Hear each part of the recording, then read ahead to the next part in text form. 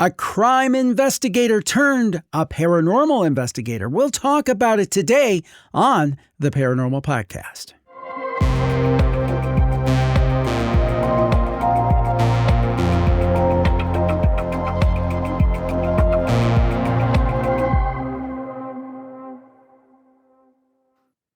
Welcome to the Paranormal Podcast. I am Jim Harold, and I am so glad to be with you today. And if you've listened to my shows anytime, I really appreciate our first responders.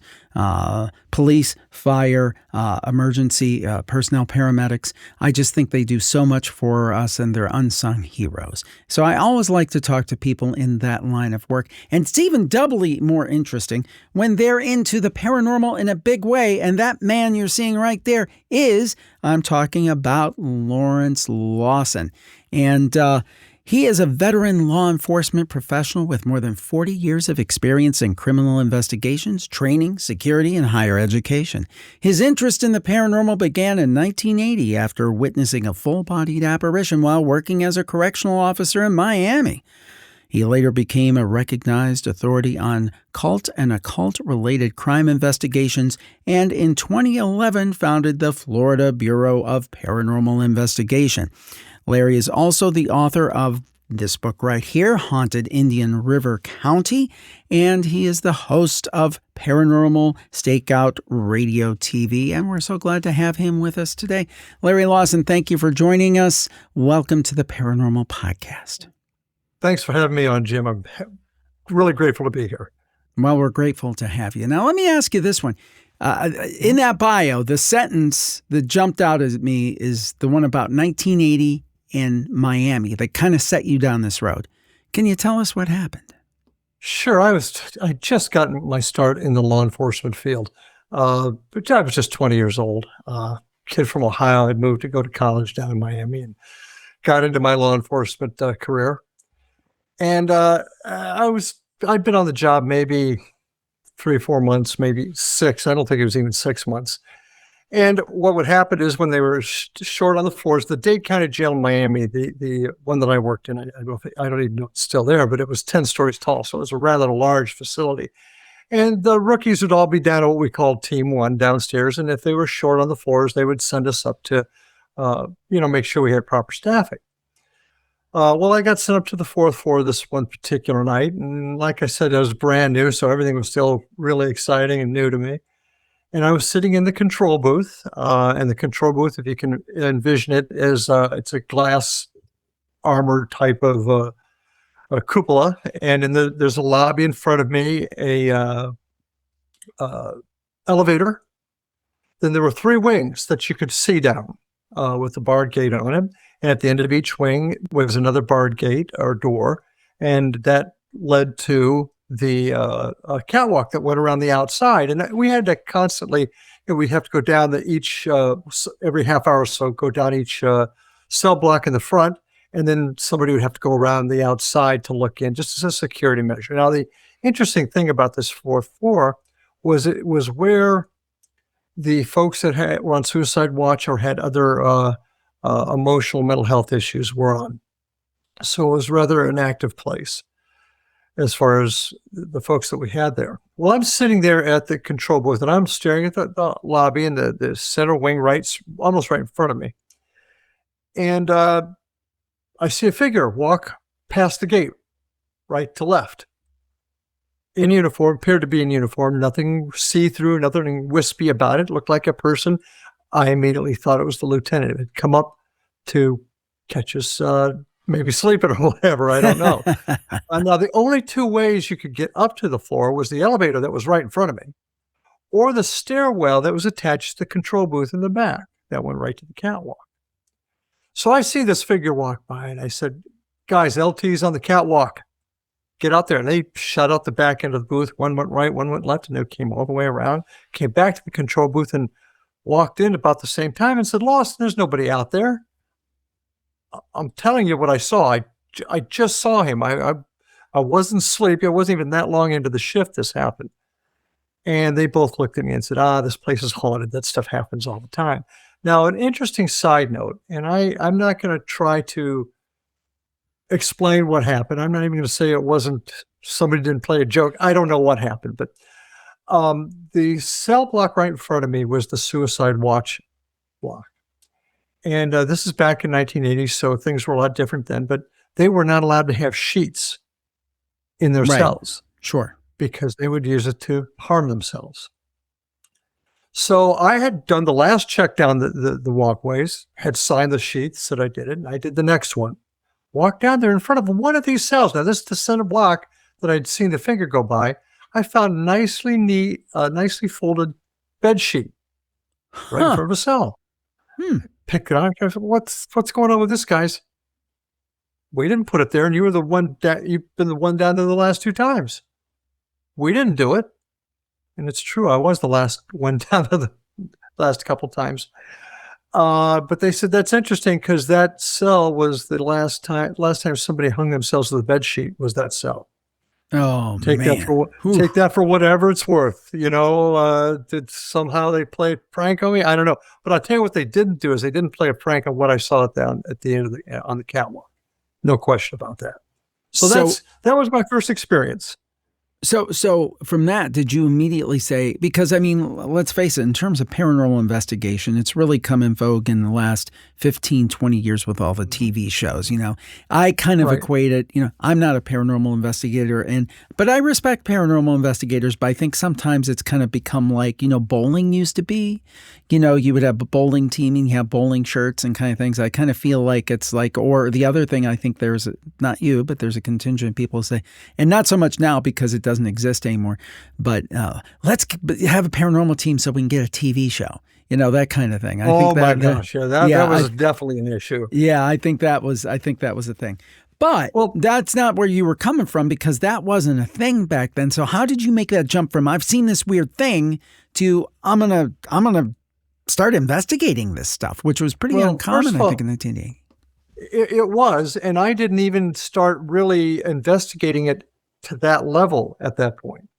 I didn't really start investigating or looking into it until about 2008 is the first time I even started to look into it. And then an incident happened after that really jarred me into officially investigating, if you will. And if you don't mind, I'd like to take a quick second to you mentioned the TV shows and the bowling teams, let's get a shirt and get a TV show. And there was a lot of that. And the TV shows, a lot of hate has gone their way because of just the sensationalism. And TV is exactly what it's supposed to be. It's entertainment. Right. But it did bring this issue to the forefront, and it did make it more commonly spoken about. It wasn't something hidden in the bushes. Like when I saw that incident in 1980, you didn't talk about that to anybody but your zone partners because your boss heard about that and you got a fit for duty psych eval coming your way. And it's not that way anymore because of just how it's been brought out. In fact, I love telling this, Honolulu, Hawaii PD did an entire series of paranormal shows about their officers and their paranormal experiences in Honolulu, precinct houses on the patrol. So it's become much more accepted to be talked about. So, but getting back to your original question, I was young. This is interesting. I'd always been interested in the unknown, but I went on with my career. I ended up leaving the jail, going to the police academy, hitting the road, and working as a patrol officer. Began working my way through my career, but it really wasn't until, and like I said, about 2008 or so, I really started trying to look into what this was. I'm a detective by trade. That's what I did most when I was in the field. I was an investigator, and this whole issue of what's on the other side is one of the oldest mysteries of mankind. So I was kind of interested at that point, but it was in 2000 and I want to say 11, but it might have been 10. My oldest son, Ryan, had been watching that old TV show, Ghost Hunters with Jason Grant. I don't know if you're familiar with it at all. Yeah. And they saw an episode of in St. Augustine, Florida. And St. Augustine's only a few hours north of us. I'm in Vero Beach, Florida. And Ryan wanted to go up there after he saw this episode. He said, "Dad, I want to go." So I took him up there for his 11th birthday.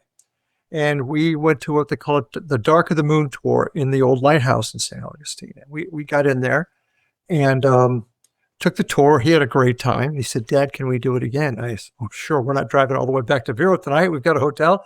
We'll do it again. It was just a 2-hour event, right? So I bought tickets to go again to the later event. The guide came up to us and said, oh, you guys just went through the last one. You already know the score. I'll tell you what. I've got a smaller group this time. How about if I take them into the lightkeeper's house and the two of you can have the lighthouse to yourself for about an hour? What do you think? Ruby, we'll take that. So in we went to the lighthouse and we were sitting up on the 4th floor. And if you've ever been in a lighthouse, there are thick, huge walls. You'll hear the wind blowing through the cupola on the top and things. But it's, you can't hear a whole lot from the outside on the ground, especially where we were at up a few floors. And we're just sitting there quietly, and suddenly we hear kids laughing. Now, quick backstory is back in around 1879, they were rebuilding the lighthouse, and the construction foreman had a couple of daughters that died while they were playing on the tracks that were bringing the supplies up from the water to the construction site. They used it as kind of a roller coaster. The cart went in the water, and they died. And since then, they had been reputed to haunting the lighthouse. That's the lore, anyway. So back to the present, we're sitting there, we hear the kids laugh. So what do I do as a cop? I start looking for wires and speakers, figuring they're doing something to enhance the experience, if you will. There was nothing in there that could have possibly, could not have possibly broadcast what we heard. And both my son and I heard it clear as a day. And that's what really, that event there is what really I decided to really look into this and find out what it was. And bear in mind, we don't know what the phenomenon is, Jim. Nobody does. We don't know if it's the other side reaching out to us, the theories of dimensions. Is it the power of our own mind that creates these events? I have my personal feelings, but as a cop, I'm looking for tangible evidence, something I can bring to a jury of my peers and prove that jury they did or did not commit the crime, or in this case, this does or does not exist. So you go where the evidence takes you, and that's kind of where we're at right now.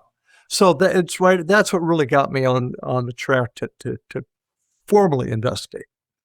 So you were going exactly where I was going to go. I've had a similar conversation with Greg Lawson, your namesake, who was also a law enforcement officer and has, kind of his second career has been paranormal investigation and associated projects and writing books and so forth. So maybe if you could give us a little more specifics on how you, as coming from a law enforcement background of many decades, how do you look at this and specific things that maybe you implement and do differently than maybe just somebody coming off the street, well-meaning, very detailed oriented might, but they don't have that background. What kind of things do you apply as a law enforcement officer that kind of differentiate you in the way that you do paranormal investigation? That's an excellent question. I hate to use the word differentiate because there's, other than my background as an investigator, we still don't know what the phenomenon is.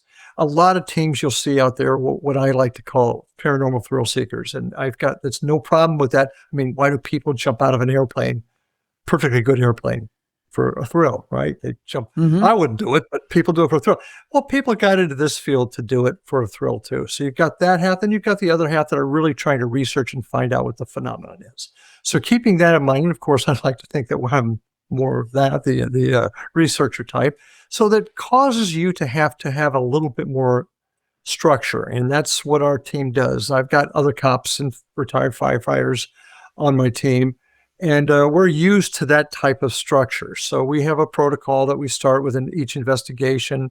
We actually start with a prayer, then we start with a quiet time, then we conduct certain experiments. We try to conduct our experiments in a controlled environment. Sometimes we're more successful than others with that. And then as we collect evidence, that evidence is then compiled, put into my computer, put onto a disk or a thumb drive, locked away as if it's in an evidence room, so it can't be tampered with or messed with. And then we do a rehash and we go over everything. Now, that's a very simple way to put it, but what we also try to do is we try to find logical answers for everything. For example, that banging on the pipes may very well not be the ghost doing more, trying to contact us through Morse code. It may just be the steam coming through the pipes. That cold blast that you hear may not be a spirit trying to manifest. It may just be the air conditioner that's kicked off. So we try to look at everything objectively and try to find out a logical answer for it before we consider it to be anything else. But I think the big difference, to answer your question, is our collection of evidence and how we look at the evidence. A lot of people go in there and say, "Oh, God, did you hear that EVP or that voice?" And they forget about it. Well, we catalog it, we keep it. We also do things like keeping track of weather conditions, as well as solar weather conditions, trying to find a correlation between events that happen and maybe what's going on in our environment to see if there is a connection. The tough thing about this field is the tangible evidence that I looked for to prove a murder. You don't have that in this field. And that was tough for me when I first started. I had a good friend of mine. He was a medium, actually. His name's Chris Huff. Would constantly refer to me as walking around with a large stick impaled in part of my anatomy, because I was very it had to be in the box. It had to follow certain protocols. And really in this field, it doesn't. You can't even properly use the scientific method most of the time to prove anything. So I had to open up my mind. I had to become a little bit more relaxed, and I still believe in structure and training and framework, but I also had to become a little bit more open-minded. And as a detective, I could do that to an extent. I still was bound by the law in my own brain from years of training. But you've got, as a good detective, you've got to keep your mind open and look at all the possibilities and not make a decision based upon what you think, it's what you found. So one of the other things we like to try and do is we film everything, we videotape everything, we use several pieces of equipment during all experiments, and what we'd like to try to have happen is have at least 2, preferably 3 pieces of equipment acknowledge an event to kind of give it some credibility. Now, I say that and bear in mind, there's not been a piece of equipment yet that definitively the other side. It just doesn't exist yet. So we have to try our best to take what we have, compile it, and find that commonality, whether it be the EMF, the REM pod goes off the same time the millimeter goes off, the same time the spirit box gives us a word, if that's making sense. So that's the stuff that we're looking for. One thing that you said that really struck with me, and I think this is true. I think that most of us, when we first started thinking about and looking at this, we assumed, oh, ghosts are dead people. And that might be an oversimplification. In other words, I'm not saying that some ghosts aren't dead people, but there are alternate explanations that are still kind of paranormal and supernatural, or unexplained and bizarre. For example, the idea of parallel universes, the idea of time slips. We've had people reporting seeing people out of time and space. And one of my favorite things is when people report seeing a ghost, right? And the ghost is just as shocked by them as they are by the ghost. Mm-hmm. So maybe we could talk a little bit about, and I do want to get to the book because we want to cover the book a bit, but can you talk about some of these alternate explanations other than it's Aunt Mildred coming to see me to say hi? I usually say Aunt Gertrude, but I use kind of the same analogy. That's true. And I think it's important to understand we do not know what the phenomenon is. But to say the phenomenon doesn't exist is as crazy as saying every knock you hear in the middle of the night is a ghost. The exactly. Truth is somewhere in between. Yep. Now, are you familiar with a guy named Uri Geller? I've interviewed him. Oh, wow. I'm going to have to go back and hear that one. Because here's a very misunderstood individual that back in the 70s when I was young, he was famous for bending spoons. Yep. Johnny Carson. That whole thing with Johnny Carson. Yep. And to my knowledge, anyway, he's never been, there's people that have tried to debunk him, but they've never really been able to. But here's a guy that used his own mind. Now I'm going to take this back one step further. Back, I think it was 1972, an event in Toronto, Canada called the Philip Experiment. Yes. What are they for me? Okay. Yep. There's a client. For those that don't know it, this is a group of investigators, a team not unlike mine, I guess. They decided to do a big experiment, and to simply put, they created this guy named Philip, gave him a dossier, wife, kids, gerbil, dog, whatever, put him in an important period of time, and they did a closed investigation, and they taped it, they audio taped it, and they got all kinds of crazy things pointing towards Philip being there. But Philip was their own creation. So, going back to the Uri Geller example there, is it the power of our own brain? Is the other side using our brain to channel through? Because we don't know 20% of what our brain's capable of. So that's one explanation. The dimensions you mentioned, time slips, that one's really taken hold in the last few years, and I'm starting to see a little bit more relevance in that. In fact, few people are now actually trying to combine the cryptid world of paranormal, the UFO world of the paranormal, and ghost world of the paranormal, and combining them and saying they all have similar characteristics to dimensional beings, time slips, parallel universes, if you will. There's some interesting logic to that. Oh, when's the last time we actually found the body of a Bigfoot? Right. How many people have seen him? Tons. Now, one thing we got to keep in mind too, stuff like this has been happening since man has been around. People of every socioeconomic class, educational class, religion, culture, country, people in all those areas have been experiencing things for generations. To say that they're all fake or imagination is kind of silly. There's got to be something there. So are dimensions the answer? Are these cryptids moving in and out? I am not smart enough to know the answer to that one. But I think it's also a subject worth investigating further to see if it's possible. I mean, scientifically, there is some proof of alternate dimensions. So I do believe there's some, it's at least worth looking into. And then, of course, you got to throw the last part into it, and that's people just flat out faking it. So somewhere in here lies that truth. Maybe we're never supposed to know the truth. Maybe we just haven't had the answers yet. But until we, as a community, regardless of exactly what your beliefs are, come together and start sharing information, working on ways to bridge these gaps, we're going to keep beating our heads against the wall. Yeah. Because I think, in my opinion, that's where we're at now. We're not finding any answers. And if our answers aren't what you want, you got to be able to accept that. You've got to go where the evidence takes you. And I fear sometimes people are a little bit afraid that the answer will be found in their, I don't want to say cash cow, but their identity might be threatened because that's who they are. If the real answer is found. I guess that might sound a little bit harsh, but we've got to look at the reality of it too. We've got to start collecting this evidence and going where the evidence takes us.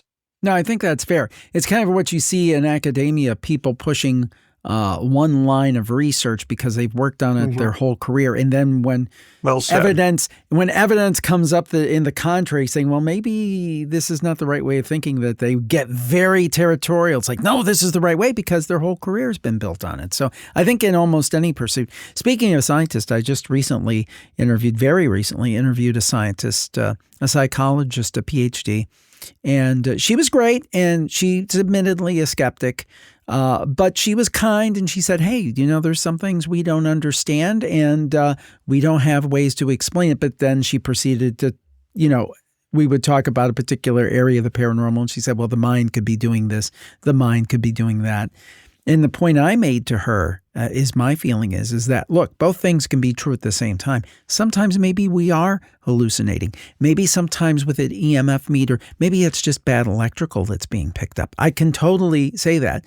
But at the same time, there still may be, and I think there is personally, even though she was skeptical, that there is other phenomena that we cannot explain that does not fit into those nice little boxes that, a lot of the skeptics want to create.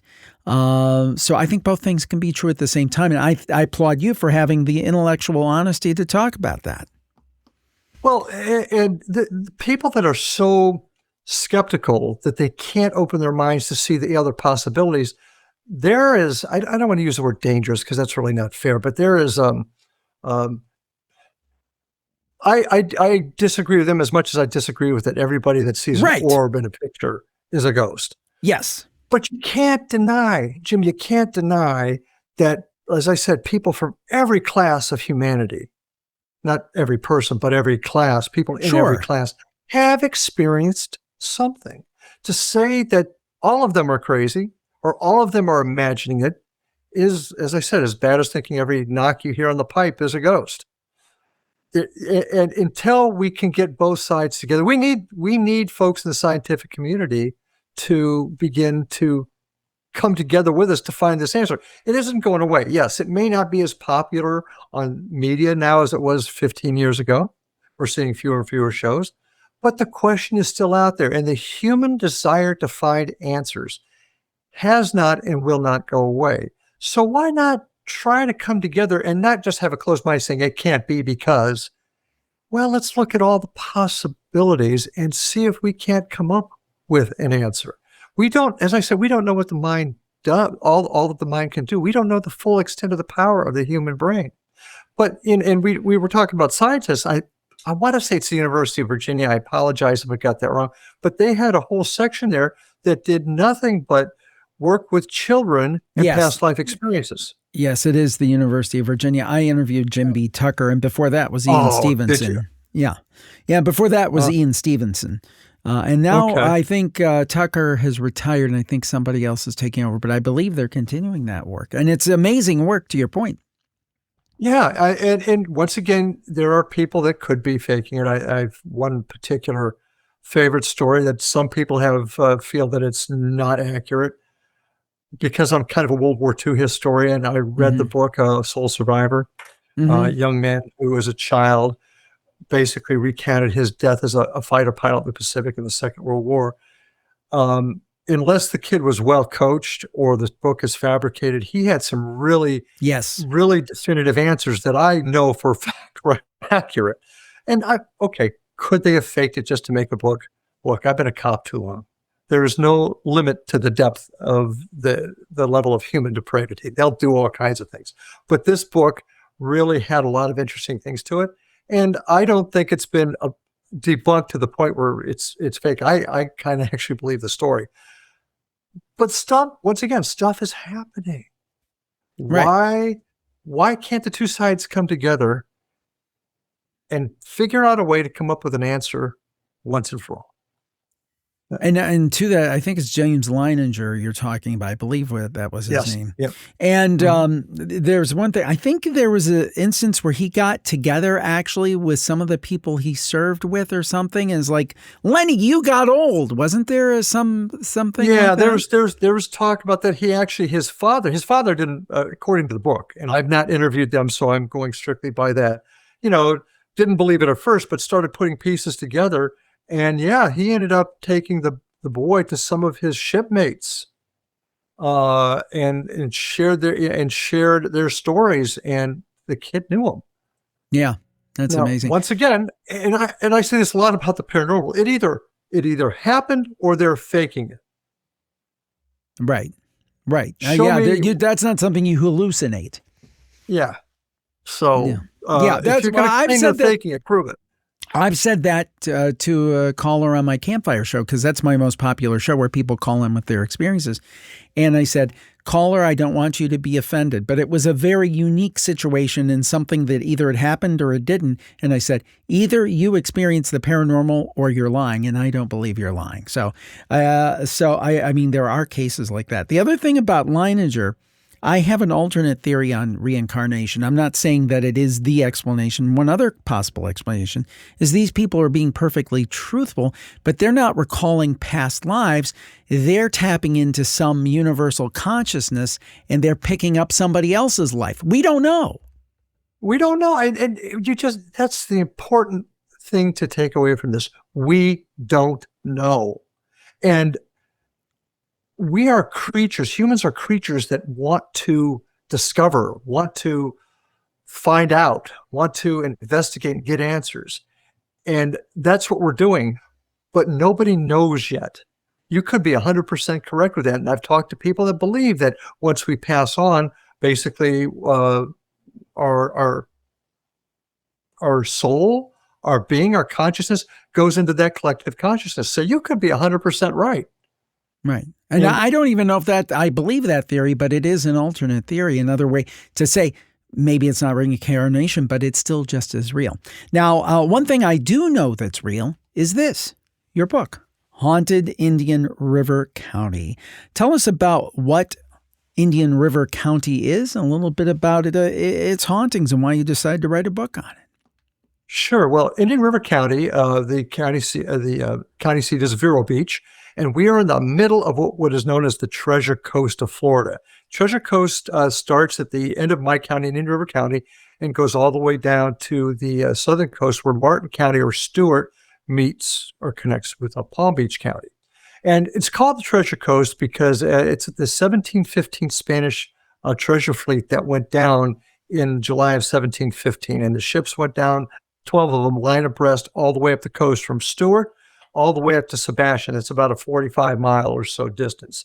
And the treasure that went down, most of it's never been recovered. But every time we get a big storm, you'll find somebody that's getting some coins or whatever off the ships.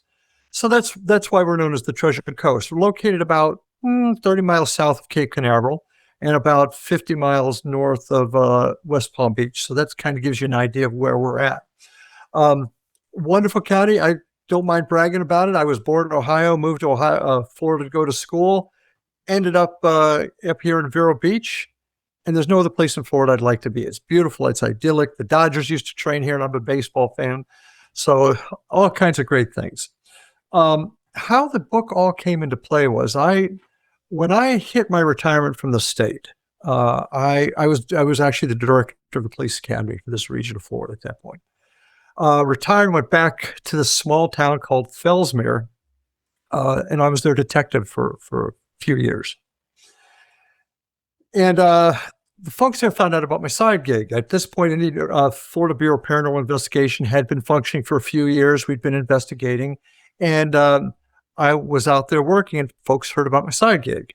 And next thing you know, folks are coming to me saying, hey, you need to talk to this person. You need to look at this place. And Fellsmere is a unique place. It's primarily Hispanic, very spiritual. So folks have some really interesting, varied beliefs with all this.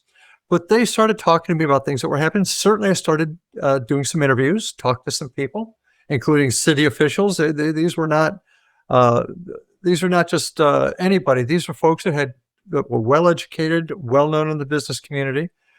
And next thing you know, I'm bringing my team in and we're investigating. And to make a long story short, we were finding crazy things. And from that, it began, hey, Larry, can you speak to our Rotary Club? Hey, can you take a group of my Cub Scouts on a tour of the city? Things like that. Well, I really wanted to show people what this was all about, what paranormal investigation was and what it was not. It's not quite TV, although I got to say a lot of the guys on TV are the real deal. They're good folks. But I wanted to show people what it was really about. And the best way for me to put it is, you see a police stakeout on TV or the movies, and it's exciting. It's adrenaline flowing. But the truth of the matter is, a police stakeout rather can be boring for hours, and you get 30 seconds of adrenaline. Paranormal investigations, no different. Paranormal fishing. Paranormal fishing. Yeah, well said. Well, at any rate, that's what started doing the tours. I started doing tours in Vero, Sebastian, as well as Fellsmere. And after a while, I got to thinking, I'm telling these stories. My team has investigated. We've gotten a lot of stories ourselves. I just decided to codify it and put it in book form. And the History Press, Arcadia Publishing, was interested. And they do that Haunted America series. And I started just writing about our exploits in there. Now, a lot of the times I say this team did this or this tour group. That was actually my group. But we uncovered this stuff, and I incorporate that with history. None of this counts. None of this is important without the history. And Florida's history, the Treasure Coast history, is so rich. People look at Florida as sun, sand, and mouse ears, as I like to say. But the truth of the matter is, the history here is so rich and was so important in not only the development of our state as a whole, but the country way back in the day. I mean, we got the oldest city in the nation up in St. Augustine right here. So I've got a lot of history in it, a lot of the legends that I have heard through my work and my study of the history of the area, and what my own group, my own team has experienced. And I put it all together to share. And probably the biggest joy, the biggest satisfaction I've gotten out of writing it is people that have lived there their entire lives. They've come up to me and said, not about the ghosts, but about the history. Larry, I didn't know that. To me, that was a victory, to share that kind of history. And yes, some of the paranormal stuff, folks like to read about that. Folks are interested. Certainly, it does tie a lot of the history. But that's why I wrote the book, and I'm just glad it's been received so well by the local folks, especially. And I think there's something like 30 different places or features that you look at in the book, something like that, approximately. And they're not all in there. Now, is there one that you could tell us about, one of your favorites that you'd like to share a story about, and folks can get the book to check out the rest? Well, the story I got one story I want to tell you, if you're interested, is not in the book because I couldn't put it in there. Okay, sure, please do. Ooh, that sounds good. Okay, well, all right. I'll try and condense this a little bit. My daughter was a law enforcement police officer in the city of Sebastian, which is in the north part of our county. And she was on duty one night on the midnight watch, and she got a call for a burglar alarm that went off in a small boutique type shop. It was a crystal shop, if you will, but it was also a home that was built, I think, in the 1920s. Got a call, the burglar alarm went off. She went in there. She met the owners. The owners found something in the middle of the floor that came off the wall. They couldn't figure it out. So my daughter's talking to one of them. The other one was in looking at the cameras, looking at it real time, and she sees a shower or something shoot by my daughter. And she came out and told them, and they said, oh, we have stuff like this happening all the time. Oh, you need to call my dad. And so they did. We brought the team in. We began investigating. We had a medium with us, actually via the internet. They couldn't hear him because I had my earphones on with the computer pointed towards him, but he was telling us what he saw. First part of the investigation was very dead, if you'll excuse the expression. After that, we started getting a lot of things happening. Chris started talking about this little girl's here. She's about 5, and her name's Lindy or Belinda, about that same time. And we're filming all this, by the way. We got a think over the spirit box with that name. Some of the other equipment started confirming this. So it was all coming together. And the kid started talking like she had been possibly abused. And that's what most of my work was crimes against children. So I went into cop mode, and I'm starting to ask questions, and we're getting legitimate answers. Finally, I get to the point where I want to kind of narrow this down. So I said, do you like TV? No was the answer. Do you like radio? Yes. So I named some modern songs and stuff. No. And then I said, do you like Amos and Andy? Yes. So now I've got a time frame, 30s, 40s perhaps. Wow. Right? That's a callback. She starts talking about the uncles that would come over to visit. And she specifically talked about Uncle Oscar, who didn't mean to hurt her, but he did. And this kind of went on for a bit. Then it stopped. Everything stopped. So we were pretty excited. Had my daughter go check the records at the police department. Nothing there that occurred back then of a young child being hurt. But she did go to the cemetery and talk to the superintendent, who called me like the next day and said, I talked to your daughter and I needed to tell you something. I had a family down here. They were visiting another gravesite. Harold Fear was actually the name of the gravesite. I took a picture of the tombstone. He said he never got their name. I got to tell you that. It was kind of frustrating. But they started talking about kids buried in the cemetery. And this person said, yeah, we have a shirt tail relative. That's not the word he used. That's the word I'm using. But a distant relative of ours that was also down here, she died tragically in 1939. She was 5 years old. We don't know what happened, but her name was Belinda. And they took us to her gravesite. Wow. How does that happen? The gravesite is small. And I got pictures of it. It's like 3-4 feet long, a couple feet wide. Yeah. The tombstone on it is so worn and done, obviously a pauper grave. You couldn't even do a rubbing on it. But the superintendent said that's her grave. That's where she's buried. We wouldn't have known to look. We wouldn't even have known the name. Yet we got all of this. So that story I could not put when the book was published, but I can talk about it now. The book itself covers a whole bunch of different things. Probably the one of the more interesting ones in there. In fact, I'm going to wallow. No problem. I have books. I know when I'm put on the spot, it's like, okay, I had one interviewer who once, he's like, well, what about, because we have 65 different stories in our latest book. And it's like, well, what about this one? And it's like, ooh, so I totally get where you're coming from trying to find one. So I vamped until you can find it, but go ahead. No problem. So I'll tell you about the Paradolia Brewery. This is a brewery owned by a gentleman who's a former school teacher. He had the brewery in another part of Sebastian, but he leased out this building that was built in 1960.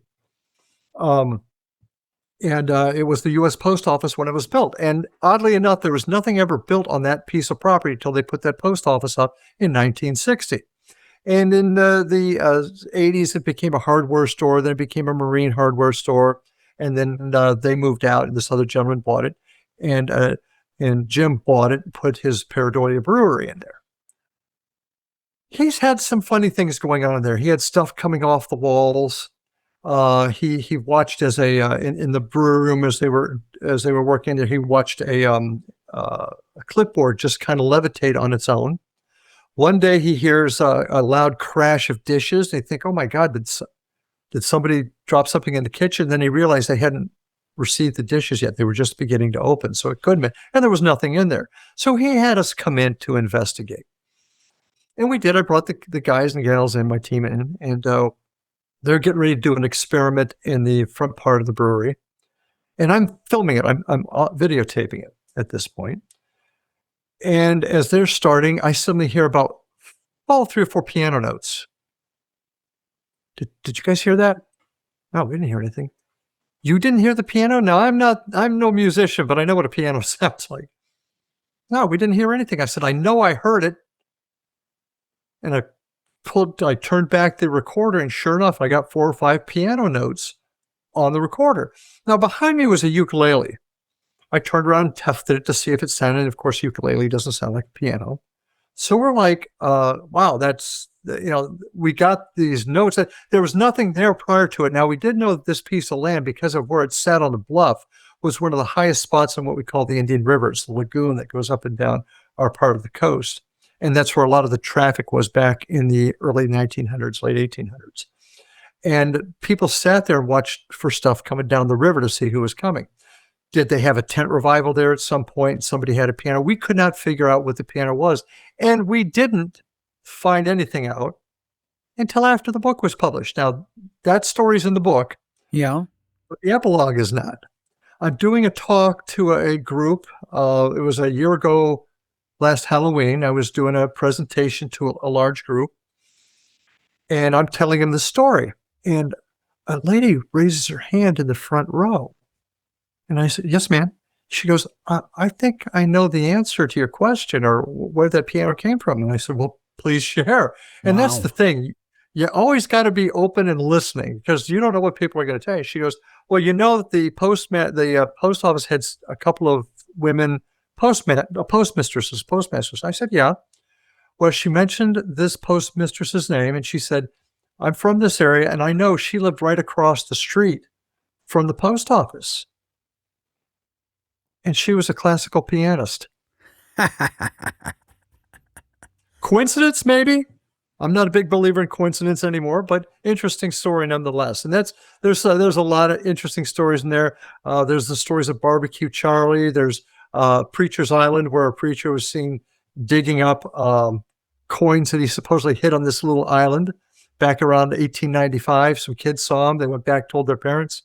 Oh, it couldn't have been the preacher. "Yeah, we saw him doing it." No, because he just died. It's amazing. It's amazing.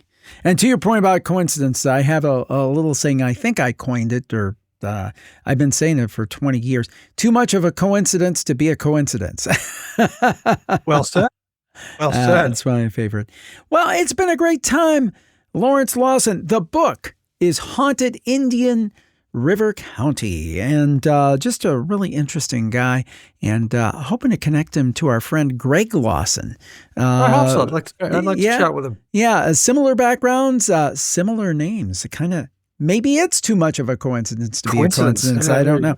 Larry, where can people find the book? And if they want to find more information about your Florida organization there, tell us more. Sure.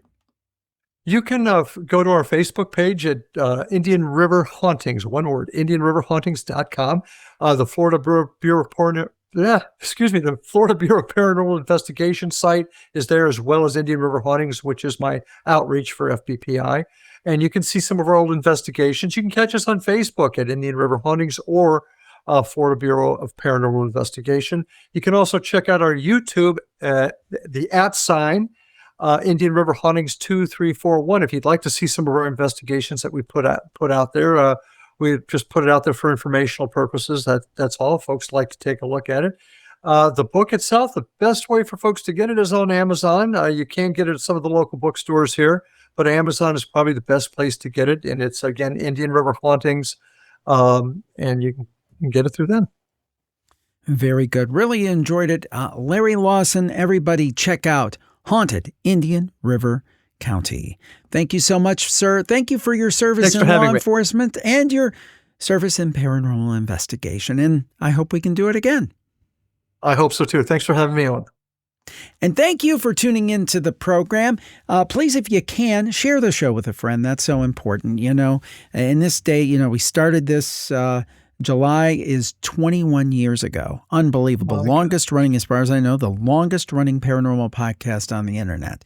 But it's so hard these days to get discovered by new people because there's so many paranormal podcasts. When I started, there were a handful, and all those other guys are pretty much gone at this point. I'm still here.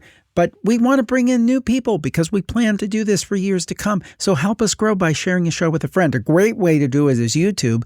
A lot of people think, a podcast, that's complicated. I don't know about that. But a YouTube video, they get. That's a big reason we're on video. And along that line, please subscribe for free to our YouTube channel. It helps us so much.